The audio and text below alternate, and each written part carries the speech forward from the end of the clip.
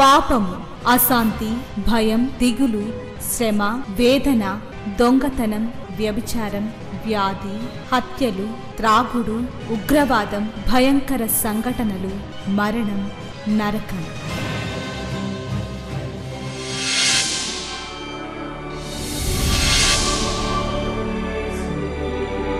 సిలువలోనే పాప క్షమాపణ, పరిశుద్ధ జీవితం, ప్రేమ, వాక్య ధ్యానము, నెమ్మది, సహవాసం, నిత్య జీవం. శాంతి సోపానాలు, ఇవి శాంతి ప్రదాత బోధలు. చీకటిలో ఉన్న ప్రజలకు గొప్ప వెలుగు కలుగుటకు, చీకటిలో ఉన్న ప్రజలకు గొప్ప వెలుగు కలుగుటకు, చీకటి నుండి వెలుగునకు నడిపించే సోపానాలు. దయచేసి గమనించండి. యోహాను సువార్త 19వ అధ్యాయము 38వ వచనాన్ని నేను చదువుతా ఉన్నాను. దయచేసి గమనించండి. అటు తరువాత యూదుల భయము వలన రహస్యముగా యేసు శిష్యుడైన అరిమతయ యోసేపు తాను యేసు దేహమును తీసుకొని పోవుటకు పిలాతునొద్ద సెలవడిగాను. పిలాతు సెలవిచ్చెను గనుక అతడు వచ్చి యేసు దేహమును తీసుకొని పోయాను. మొదట రాత్రి వేళ ఆయన వద్దకు వచ్చిన నికోదేము కూడా బోలముతో కలిపిన అగరు రమారమి 150 సేర్లు ఎత్తు తెచ్చెను. అంతట వారు యేసు దేహమును ఎత్తుకొని వచ్చి యూదులు పాతిపెట్టు మర్యాద చొప్పున ఆ సుగంధ ద్రవ్యములు దానికి పూసి నారబట్టలు చుట్టిరి. ఆయనను సిలువ వేసిన స్థలంలో ఒక తోట ఉండెను. నా తోటలో ఎవడును ఎప్పుడును ఉంచబడని కొత్త సమాధి ఒకటి ఉండెను. ఆ సమాధి సమీపములో ఉండెను గనుక ఆ దినము యూదులు సిద్ధపరచు దినమైనందున వారు అందులో యేసును పెట్టిరి. దేవునికి మహిమ కలుగునుగాక. ఈరోజు మన అంశము సిలువ శక్తి. క్రీస్తు యొక్క జీవితము ప్రతి పరిస్థితిని జయిస్తూ చరిత్రలో ఎంతో వ్యతిరేకత, రోమీల పరిపాలనను జయించి రోమీల చిత్రహింసలను తట్టుకున్న ఈ సిలువ శక్తి యేసు ప్రభుతోనే పరిమితం అయిపోలేదు, కానీ యేసు ప్రభునందు విశ్వాసముంచిన ప్రతి వ్యక్తి జీవితంలో కూడా ఈ శక్తితో ఆయన నింపాడు. కనుక ఈరోజు ఈ సిలువ ప్రేమ ఒక జీవితాన్ని ఎలాగా ప్రభావితం చేసిందో మనము ధ్యానించబోతా ఉన్నాం. ఈ వాక్యాన్ని మనం చదువుతా ఉన్నప్పుడు కొన్ని మాటలు మీరు గమనించి ఉండొచ్చు.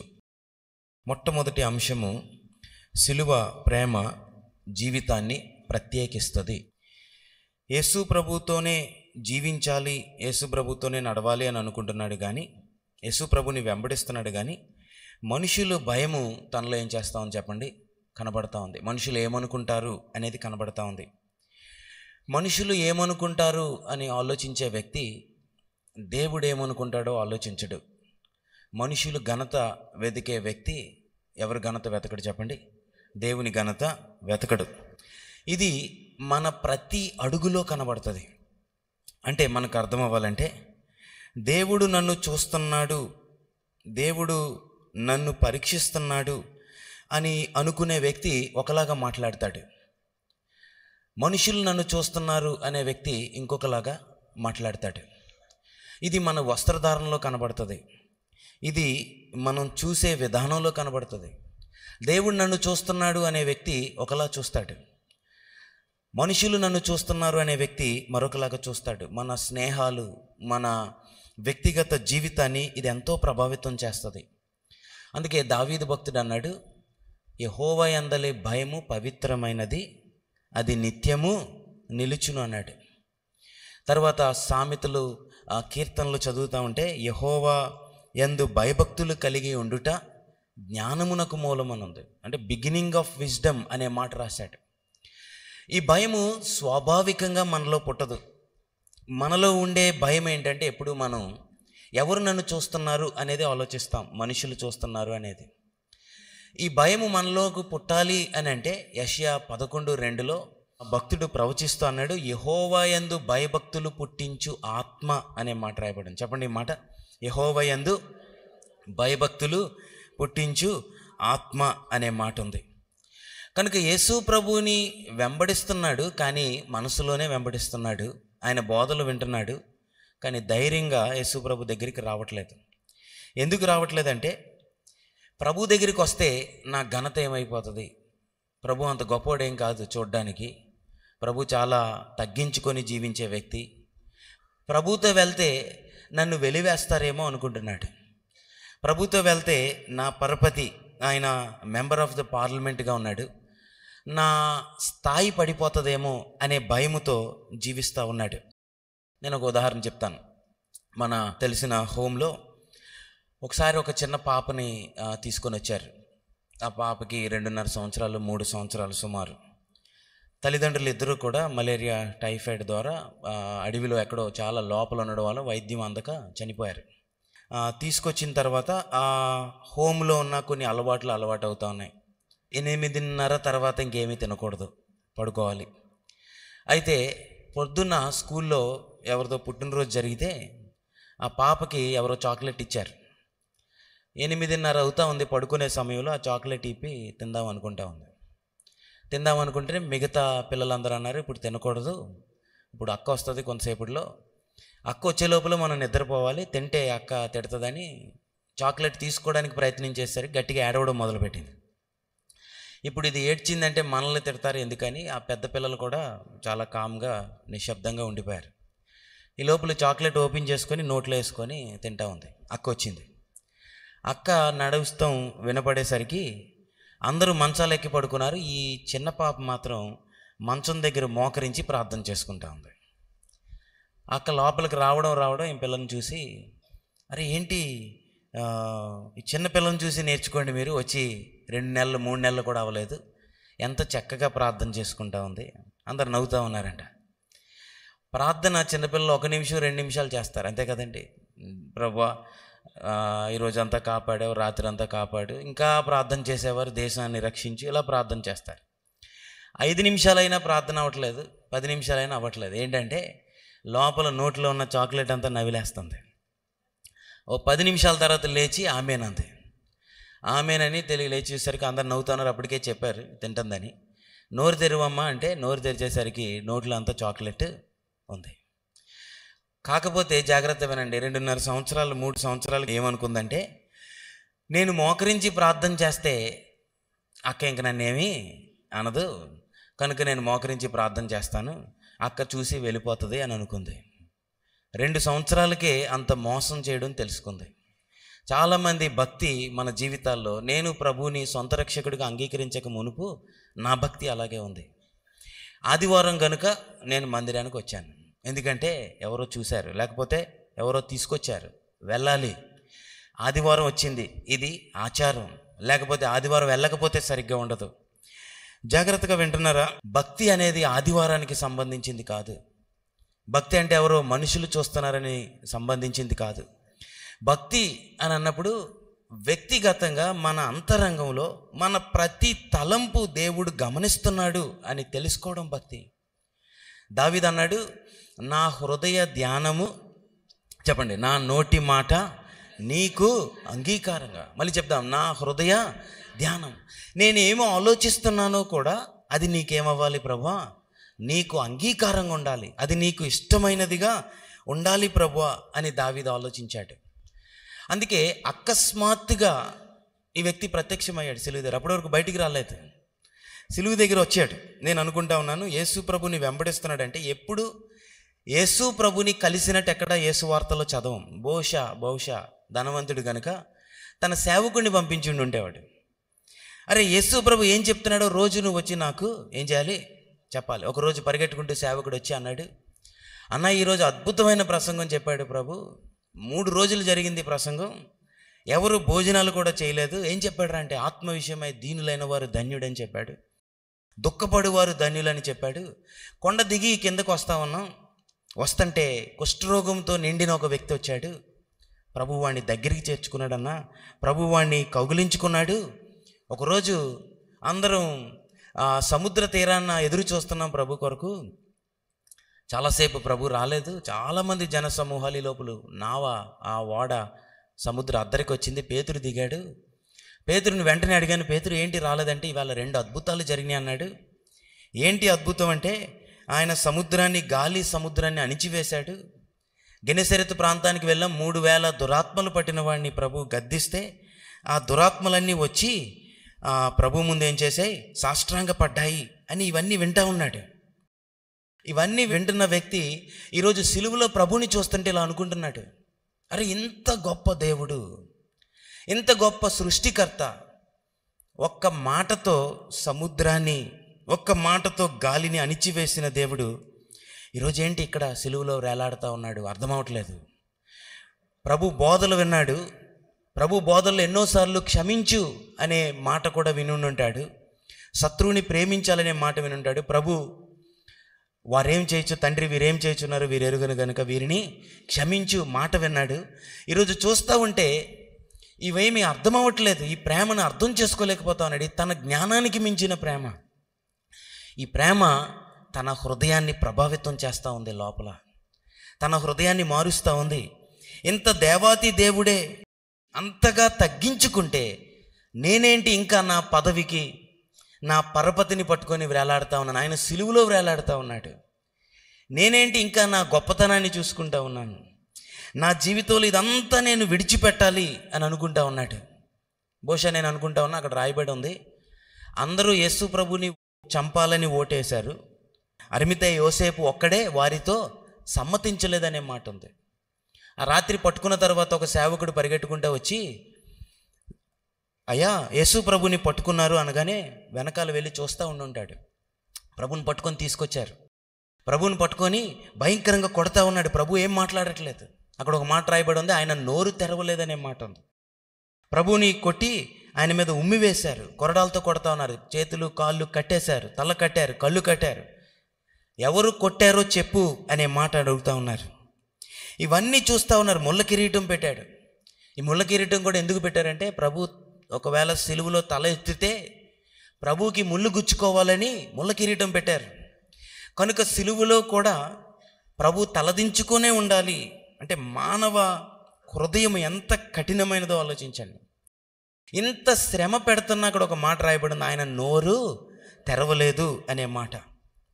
ఈ దేవుని మహాశక్తి ఇంత అవమానం మధ్య, ఇంత శ్రమ మధ్య ఏమీ మాట్లాడకుండా దీర్ఘశాంతముతో క్షమిస్తున్న ఈ గుణాన్ని చూసినప్పుడు అరిమితై యోసేపు యొక్క అహం చచ్చిపోయింది. లోపల అరిమితై యోసేపులో ఉన్న లోకము చచ్చిపోయింది.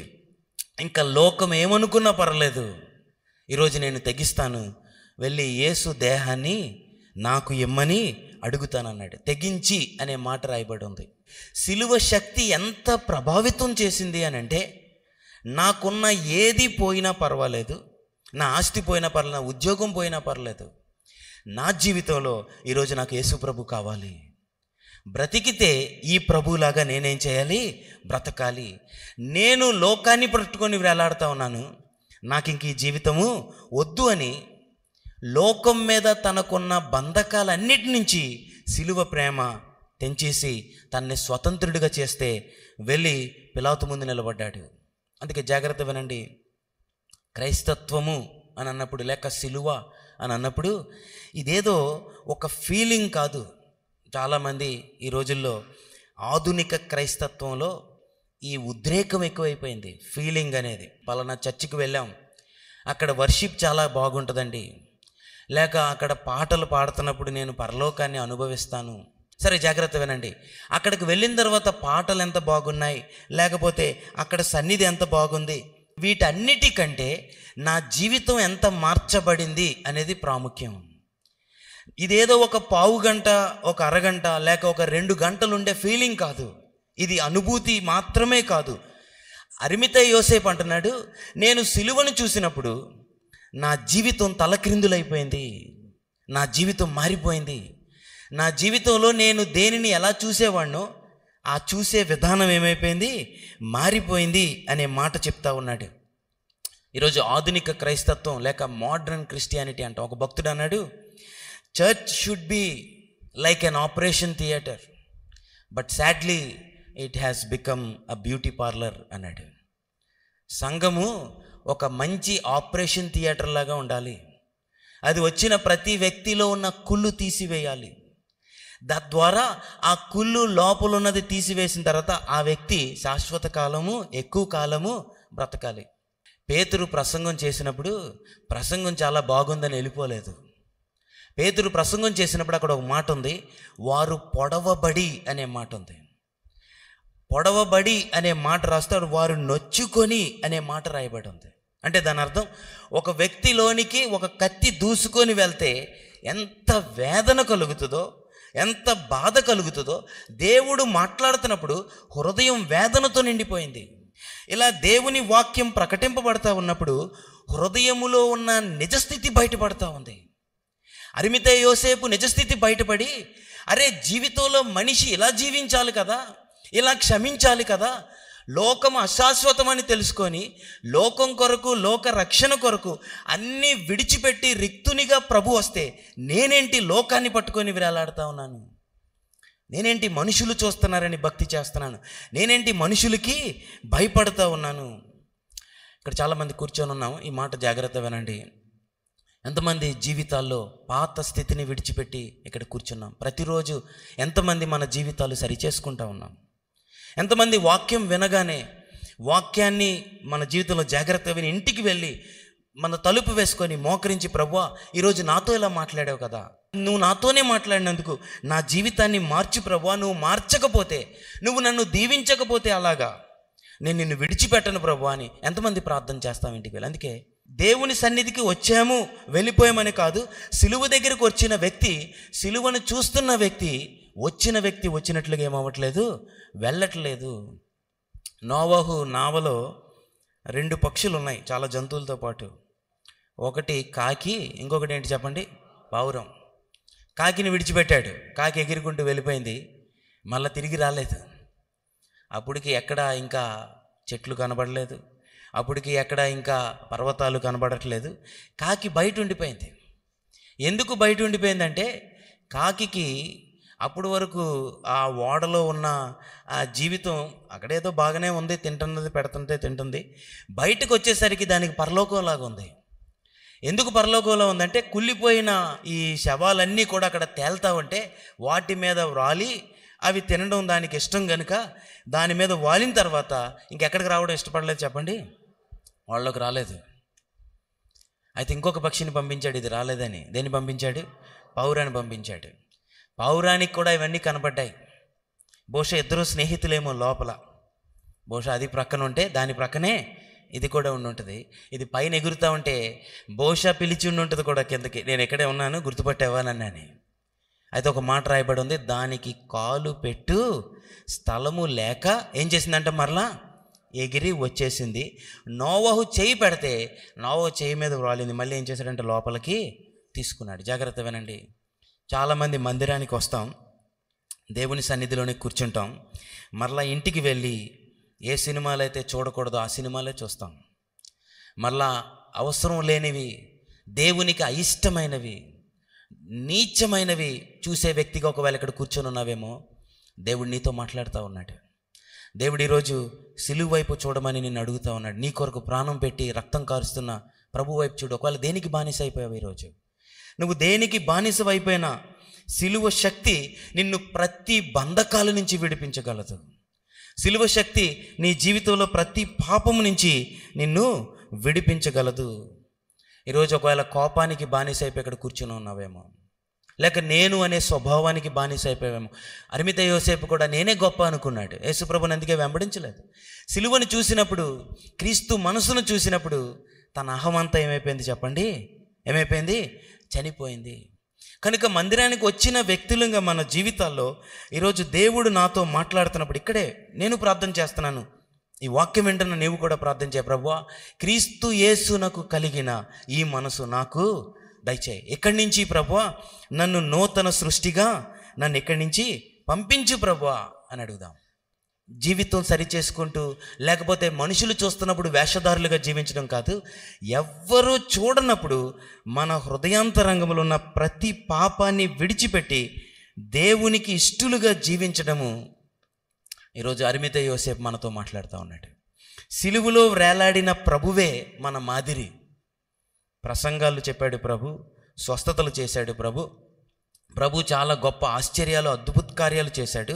అయితే జాగ్రత్త వినండి, ఈ ప్రభువుని అందరూ వెంబడించడానికి ప్రయత్నం చేస్తూ ఉన్నారు. కానీ పౌలు అన్నాడు, సిలువ వేయబడిన క్రీస్తును మేమేం చేస్తూ ఉన్నాము? మాట్లాడదాం. సిలువ వేయబడిన క్రీస్తును ప్రకటించుచున్నాం. అంటే క్రైస్తవుడు తన జీవితంలో ఎలా జీవించాలంటే, సిలువ వేయబడిన క్రీస్తే మనకి మాదిరి అయి ఉండాలి. సిలువలో ఉన్న ప్రభు వ్యక్తిత్వము మన ధ్యేయమై ఉండాలి.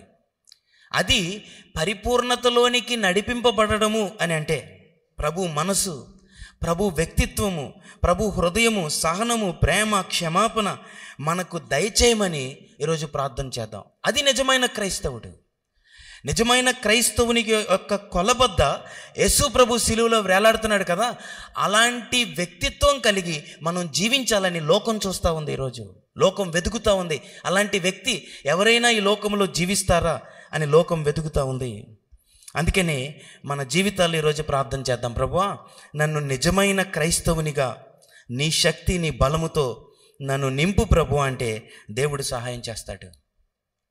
అందుకే బాప్తీసం తీసుకున్నప్పుడు బాప్తీసానికి ఒక సాదృశ్యం ఏంటంటే, ఈరోజు నుంచి నేను జీవించను, ఈరోజు నుంచి నాలో ఎవరు జీవిస్తారు? దేవుడు జీవించబోతా ఉన్నాడు. అందుకే పౌలు అన్నాడు, జీవించువాడను నేను కాదు, క్రీస్తు జీవించబోతా. ఏ క్రీస్తు అంటే సిలువ వేయబడిన క్రీస్తు, ప్రతి శ్రమను జయించిన క్రీస్తు, ప్రతి వ్యక్తిని ప్రేమించిన క్రీస్తు, ప్రతి పరిస్థితిలో దేవుని కొరకు ధైర్యంగా నిలబడే క్రీస్తు. అందుకే రక్షణ అంటే పాత జీవితాన్ని బాగు చేయడం కాదు. జాగ్రత్త వినండి, రక్షణ అంటే పాత జీవితాన్ని సిలువ వేయడం. ఈ పాత శరీర స్వభావము ఏమవుతుంది చెప్పండి? మారదు. వింటున్నారు జాగ్రత్తగా? కనుక క్రైస్తవుడు అంటే అర్థము పాత జీవితాన్ని బాగు చేసుకునేవాడు కాదు, పాత జీవితాన్ని ఏం చేసేవాడు చెప్పండి? సిలువ వేసేవాడు. ఈరోజు ఒక ప్రాముఖ్యమైన అంశం, యేసు ప్రభు విడిచి వెళ్ళిన ఒక మాదిరి ఏంటంటే, ప్రతిరోజు ఏకాంతంగా దేవునితో ప్రార్థనలో గడుపుదాం. విన్న వాక్యాన్ని మర్చిపోకుండా దేవుని దగ్గరికి వెళ్ళి దేవుని దగ్గర మోకరించి ప్రార్థన చేద్దాం. క్వైట్ టైం పెట్టుకుందాం. క్వైట్ టైం అంటే ఉదయాన్నే లేచిన వెంటనే ఇంకా ఎవరితో మాట్లాడకుండా ఎక్కడో ఒక మూలకు వెళ్ళి బైబిల్ తెరిచి కూర్చొని బైబిల్ చదివి ప్రతి విషయాన్ని రాసుకొని, ప్రభువా ఈరోజు నాతో ఇలా మాట్లాడావు కదా, ఇదిగో అలా జీవించడానికి నాకు సహాయం చేయ ప్రభు అని దేవుని ముందు సాష్టాంగపడి, నువ్వు సహాయం చేయకపోతే నేను అలా జీవించలేను ప్రభువా, నేను బలహీనుణ్ణి ప్రభువా, నన్ను దయచేసి నడిపించంటే దేవుడు నిన్ను దర్శిస్తాడు. దేవుడు నీ జీవితాన్ని సిలువ శక్తితో నింపుతాడు. ఎంతమందికి ఇక్కడ క్వైట్ టైం ఉంది? దేవునితో వ్యక్తిగతంగా ఎంతసేపు గడుపుతూ ఉన్నాము? యేసు ప్రభుకి సమయం దొరికితే వెళ్ళిపోయాడు, ఏకాంతంగా వెళ్ళి మోకరించేవాడు. రాత్రంతా ప్రార్థన చేశాడని ఉంది. ఒక చోట చదివితే మార్క్స్ వార్త 1వ అధ్యాయంలో చీకటితోనే లేచాడని ఉంది. మరలా ప్రార్థన చేశాడు. ఆయన ఎంతగా ప్రార్థన చేశాడంటే అరణ్యం దద్దరిల్లిపోయేటట్లు ప్రార్థన చేశాడు అనే మాట రాయబడి ఉంది. దయచేసి ఇక్కడ కూర్చొని ఎవరైనా ఒకవేళ దేవుడు నీతో మాట్లాడుతూ ఉన్నాడు, నీకు వ్యక్తిగత ప్రార్థన అనుభవం లేదేమో, ఈరోజు దేవుడు నీతో మాట్లాడుతుంటే ఒక నిర్ణయం చేయ, ప్రభువా ఈరోజు నుంచి నేను ఒక పావు గంట ప్రార్థన చేసుకుంటాను ఏకాంతంగా. ప్రభు ఒక అరగంట నేను వాక్యాన్ని చదువుకుంటాను ప్రభువా, ఈరోజు నుంచి నా జీవితాన్ని నేను అలా ప్రారంభిస్తాను ప్రభువా అని నువ్వు దేవుడిని అడిగితే దేవుడు నీకు సహాయం చేయాలని ఆశిస్తూ ఉన్నాడు. అరిమతయి యోసేపు జీవితంలో కూడా తన సిలువను ఎత్తుకున్నాడు. ఈరోజు ప్రభు దేహాన్ని దించాడనే మాట రాయబడి ఉంది. రక్తమంతా దేహమంతా నలిగిపోయి, దేహమంతా గాయాలు ఎత్తుకొని కిందకి దించినప్పుడు ఇలా అనుకొని ఉంటాడు. ఆ రక్తం ప్రవహిస్తూ ఉంటే కారిపోతూ ఉంటే ఆ దేహాన్ని ఎత్తుకొని దింపుతూ ఇలా అనుకొని ఉంటాడు, బ్రతికితే ఇలాంటి వ్యక్తిలాగా ఏం చేయాలి? భూమి మీద బ్రతకాలి, ఇలాంటి సహనంతో బ్రతకాలి, ఇలాంటి ధైర్యంతో నేను బ్రతకాలి అని అనుకొని తన మనసులో ప్రార్థన చేసుకుంటూ తన జీవితంలో కొలబద్ద యేసు ప్రభు సిలువ మీద వేలాడిన ప్రభుతో వేసుకుంటా ఉన్నాడు.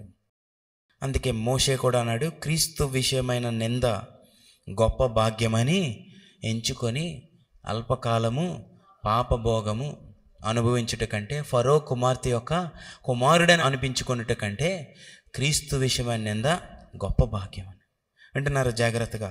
ఒకవేళ ఆది సంఘంలాగా ఆస్తులు అమ్మేయాల్సిన పరిస్థితి మనకు రాకపోవచ్చు, లేకపోతే ఇంకా ఏదో పరిస్థితి మనకు రాకపోవచ్చు, కానీ దేవుణ్ణి అలాగ మనం ప్రేమిస్తూ ఉన్నామా? దేవుని కొరకు ఈరోజు సమస్తాన్ని విడిచిపెట్టడానికి మనం సిద్ధంగా ఉన్నామా?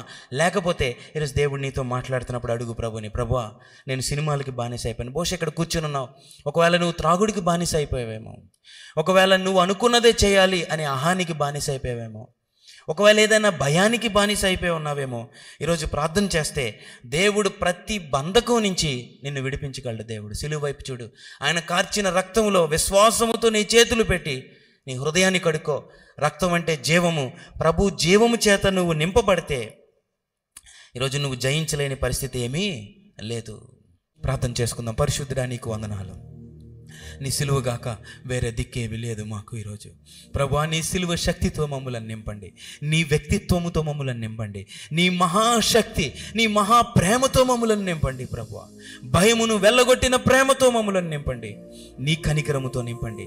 తండ్రి నాయన నీ ప్రేమ, నీ సంతోషము, సమాధానము, దీర్ఘశాంతము, నీ దయాళుత్వము, నీ మంచితనము, విశ్వాసముతో మమ్ములను నింపండి. సాత్వికము, ఆశా నిగ్రహముతో మమ్ములను నింపండి. ప్రభువా దేనికి పడితే దానికి కొట్టుకొని పోకుండా ప్రభువా ధైర్యముగా స్థిరముగా భక్తి చేయడానికి నీ ఎదుట మేము ఒకరోజు నిలబడినప్పుడు బలా నమ్మకమైన మంచి దాసుడని అనిపించుకోవడానికి, ఈ లోకములో నా కొరకు సిలువను మోసావు అని నీవు సాక్ష్యం ఇచ్చే వ్యక్తిగా జీవించడానికి సహాయం చేయండి. ఇక్కడ ఏ ముద్రలో సైతాను ముద్రించాడో నీ నామములో ప్రతి ముద్రను మీరు పగలగొట్టమని ప్రార్థన చేస్తా ఉన్నాం. ప్రతి భయాన్ని పగలగొట్టండి, ప్రతి అపవిత్రత నుంచి విడిపించండి, ప్రతి బంధకాలు తెంచివేయండి. ప్రభువా నువ్వు సమాధిని పగలగొట్టుకొని ఎలా లేచావో పాపాన్ని పగలగొట్టుకొని పాపాన్ని జయించి బంధకాలను జయించి ప్రభువా నీ పునరుద్ధాన శక్తితో మేమందరము జీవించడానికి మాకు సహాయం చేయమని నీ ప్రియకుమారుడు మా ప్రభు రక్షకుడు పరిశుద్ధుడు మా కొరకు సిలువలో ప్రాణం పెట్టిన ప్రభు అయిన యేసుక్రీస్తు నామములో ప్రార్థించి వేడుకొనిచున్నాము తండ్రి, ఆమేన్.